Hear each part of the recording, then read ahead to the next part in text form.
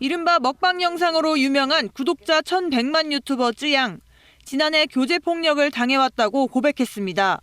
이제 헤어지지 못하게 협박을 했었고 그 뒤로 되게 엄청 많이 맞고.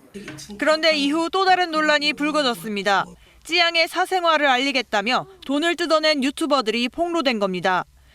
유명인 관련 이슈를 유튜브 영상으로 제작하는 이른바 사이버 레커였습니다. 검찰은 공갈 등의 혐의로 이들을 재판에 넘겼는데 1심에서 모두 유죄가 인정됐습니다. 저는 재판 끝나고 다 말씀드릴 거고요. 5,500만 원을 갈취한 혐의를 받는 구제역 이준희 씨는 징역 3년, 공범인 주작 감별사 전국진 씨에게는 징역 1년에 집행유예 3년이 선고됐습니다. 재판부는 이들이 온라인 견인차 공제회라는 대화방에서 사생활을 빌미로 경제적 이익을 챙기는 것을 이야기했다고 지적했습니다. 특히 구제역에 대해 쯔양을 도와준 것이라고 주장하는 등 반성하는 모습이 없다고 양형 이유를 설명했습니다. 범행 방조 혐의를 받는 카라큘라 이세욱 씨와 크로커다일 최일한 씨도 유죄가 인정됐습니다. 위법인지 탈법인지 그 경계를 넘는 사람들은 계속해서 또 수익을 올렸단 말이죠. 뭔가 규제나 규정이 있어야 될. 역시 쯔양을 협박해 2,300여만 원을 갈취한 혐의로 기소된 최모 변호사에게는 징역 2년이 선고됐습니다. KBS 뉴스 황다입니다. 분명히 말씀드리겠습니다. 저는 쯔양님에게 공갈 협박을 한 사실이 없습니다. 그에 대한 내용은 얼마 받았어요? 네.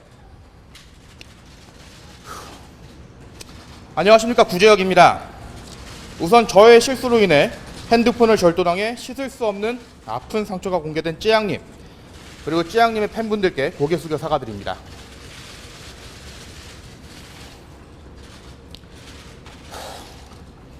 제가 오늘 이곳에 온 이유는 쯔양님 사건에 대한 모든 자료를 검찰에 제출하기 위함도 있지만 가장 큰 이유는 현재 이 사건을 배후에서 조작하고 있는 대한민국 최고 악부 카르텔의 실체를 밝히고 제가 아는 모든 자료를 검찰에 제출하여 이들에 대한 철저한 수사를 통해 저의 신변을 보호해 주기를 요청드리기 위해서입니다.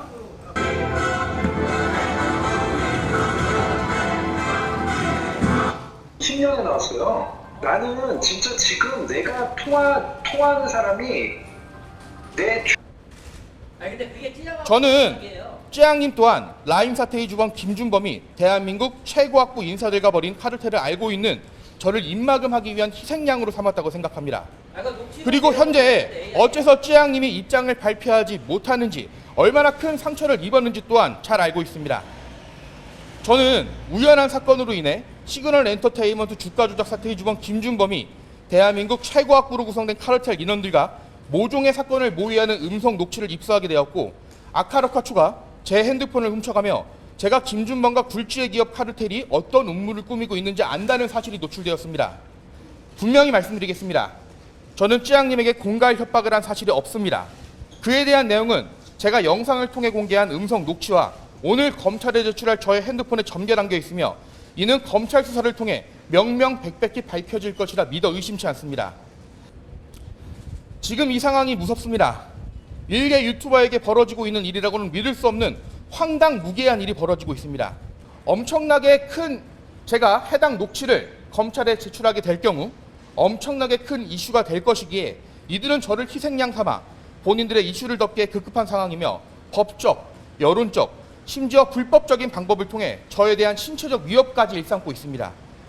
지금 제가 들고 있는 이 핸드폰에 이들의 카르텔을 수사할 수 있는 모든 자료와 시그널 엔터테인먼트 주가 조작 사건으로 도주 중인 김준범의 자백 녹취를 넣어놨습니다. 해당 자료 검찰에 제출할 것이며 모든 조사에 성실히 임하겠습니다. 존경하는 검사님께 부탁드리겠습니다. 제가 알고 있는 모든 자료 전달하고 수사에 철저히 협조할 테니 대한민국 최고 악부 카르텔의 위협으로부터 저를 보호해 주시길, 그리고 이들의 여론 조작의 희생양인 쯔양님에 대한 수사를 신속히 진행하여 더 이상 해당 카르텔과 아무런 관련이 없는 인물들이 평온한 일상을 되찾을 수 있게 보호해 주십시오. 지금 이 자리를 빌어 검사님께 다시 한번 간곡히 부탁드리겠습니다.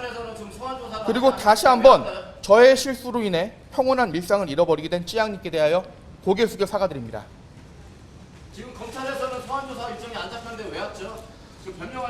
제가 앞서 설명드렸다시피 제가 지금 이 자리에 출석한 이유는 찌양님에 대한 수사를 받기 위함이 아닌 제가 알고 있는 대한민국 최고학법 카르텔에 대한 고발을 하기 위해서였습니다. 지금 얘기하는 거는 지금 물타기밖에 안 되는데 본인이 그럼 5,500만 원 언제 주실 거예요? 부가세 포함해서. 관련된 증거 검찰 측의 민원으로 제출하고 난 이후 다시 한번 인터뷰하겠습니다. 감사합니다. 찌양님 사건이랑 별개로 지금 김준범 씨에 대한 사건을 제보한.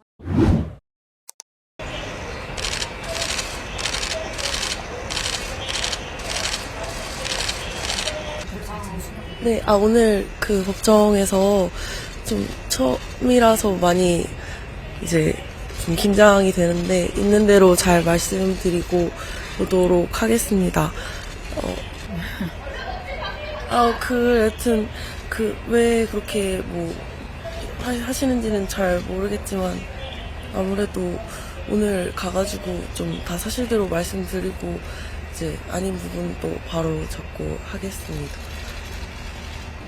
사실 그때 이후로 좀 계속 마음이 안 좋았는데 이거를 제가 이렇게 해결해야 될 일이고 또 제가 이렇게 숨어 있는 게 아니라 직접 나와서 이렇게 해결을 해야 된다고 생각을 해서 정말 기운도 현재 많이 차린 상황이고 가서도 좀 제가 할 수 있는 최대한 이렇게 증언을 하고 나올 예정이고요. 그리고 네, 그렇습니다.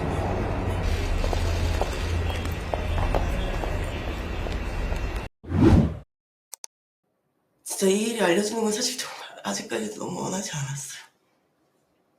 어떤 방식으로도. 제가 아무리 피해자였다고 하더라도 제가 한 일이 있으니까요. 전 남자친구에게 당한 폭행과 협박 사실이 세상에 알려지는 걸 원치 않았다는 유튜버 쯔양. 쯔양의 변호인은 오늘 YTN 라디오 인터뷰에서 사건을 공개할 생각이 없었다는 점을 다시 한번 강조했습니다. 어제 새벽 쯔양 방송에 같이 자리했던 김태현 변호사는 사건 종결된 지 1년이 지나 공개할 생각이 전혀 없었다면서 사전에 어떤 협의 없이 쯔양 측 입장을 배제하고 유튜버 등의 녹음 파일이 공개되면서 본의 아니게 저희 쪽 입장은 반영되지 않았다고 말했습니다. 그렇다 보니 사실관계가 다르고 계속된 오해나 억측을 방지하기 위해 본인이 피해 사실을 방송하게 됐다고 설명했습니다. 김 변호사는 현재 쯔양의 상태도 전했습니다. 방송 이후엔 연락이 어려울 정도로 무기력한 상태로 많이 힘들어한다. 많은 분이 관심을 가지다 보니 그 자체가 많이 버거운 상황이라고 밝혔습니다. 쯔양의 유튜브 채널은 구독자가 하루 새 10만 명 이상 늘었습니다. 쯔양의 영상엔 응원하는 사람이 더 많다. 그 누구보다 강한 사람. 다시 방송에 돌아와 달란 응원의 댓글과 함께 관련자들 전부 엄벌해달라는 분노의 댓글도 이어졌습니다. 서울중앙지검은 쯔양의 과거 이력을 폭로하겠다고 협박한 혐의로 이른바 사이버 레카들에 대한 수사에 착수했습니다. KBS 뉴스 고혜람입니다.